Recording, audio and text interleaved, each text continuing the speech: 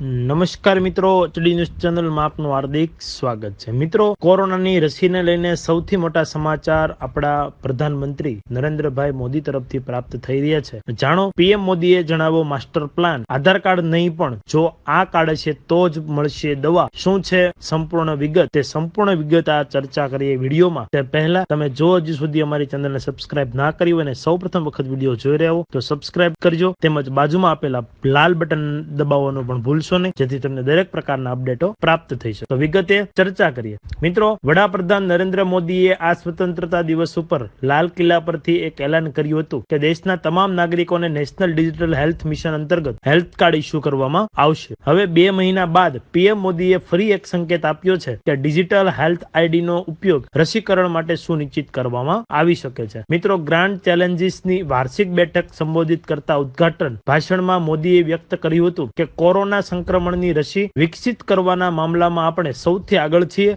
અને તેમાંથી કેટલીક તો એડવાન્સ સ્ટેજ ઉપર પણ છીએ। ત્યારે દેશના અનુભવ અને પ્રતિભા રિસર્ચની રીતે ભારત વિકસિત સ્વાસ્થ્ય સેવાઓના કેન્દ્રમાં રહેશે અને ઈચ્છે તો તેઓ બીજા દેશોની પણ મદદ કરી શકે છે। સાથે સાથે તેમણે એ પણ યાદ અપાવ્યું હતું કે વૈશ્વિક રસીકરણ કાર્યક્રમ અંતર્ગત ઉપયોગમાં આવનારા 60% રસીના ડોઝનું ઉત્પાદન ભારતમાં થાય છે। એટલે કે સૌથી સારામાં સારી એક વાત કહી શકાય કે 60% જેટલું રસી જે બનાવવામાં આવે છે તેમનું ઉત્પાદન ભારત કરી રહ્યું છે। તે આપણા માટે ખૂબ સારા એવા સમાચાર પણ કહી શકાય। મિત્રો, ખરેખર ડિજિટલ હેલ્થ કાર્ડનો ઉપયોગ શું કરી શકાય? તો ભારત પહેલેથી જ વ્યવસ્થિત રીતે સ્થાપિત રસી ડિજિટલ સિસ્ટમ પર કામ કરી રહ્યું છે અને ડિજિટલ હેલ્થ આઈડીની સાથે ડિજિટલ નેટવર્કનો ઉપયોગ આપણા નાગરિકોને રસીકરણ સુનિશ્ચિત કરવા માટે કરી શકાય છે। દેશના દરેક નાગરિકના સ્વાસ્થ્યની જાણકારી એક કાર્ડમાં રેકોર્ડ કરવામાં આવશે। તેને હેલ્થ કાર્ડ કહેવામાં આવી શકે છે। તેમાં વ્યક્તિની દરેક પ્રકારના ડિસ્ક્રિપ્શન અને ટેસ્ટ માહિતી હશે, જેને ગમે ત્યારે જોઈ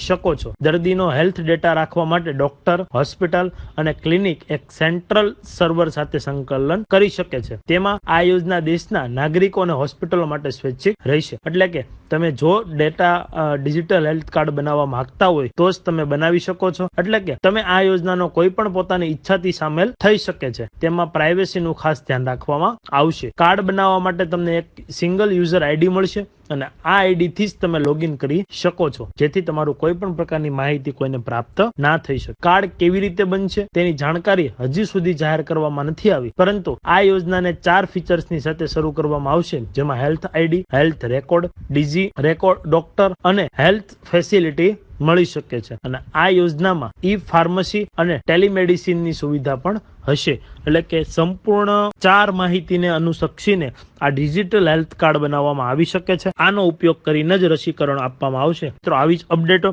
અને આવા જ ન્યૂઝ હંમેશા માટે અમે તમારા સુધી પહોંચાડતા રહીશું। અમને અમારી ચેનલને સપોર્ટ કરવા માટે અમારી એચડી ન્યૂઝ ચેનલને સબસ્ક્રાઇબ કરશો, લાઇક કરશો અને વધુમાં વધુ લોકો સુધી ખાસ કરીને આ રસી બાબતે અને જેની પાસે હજુ પણ આવા ડિજિટલ કાર્ડ નથી આવ્યું અથવા તો આવી ચૂકી છે તો ઉપયોગ નથી કરી શક્યા તેને શેર કરશો। જય હિન્દ, જય ભારત, ભારત માતા કી જય।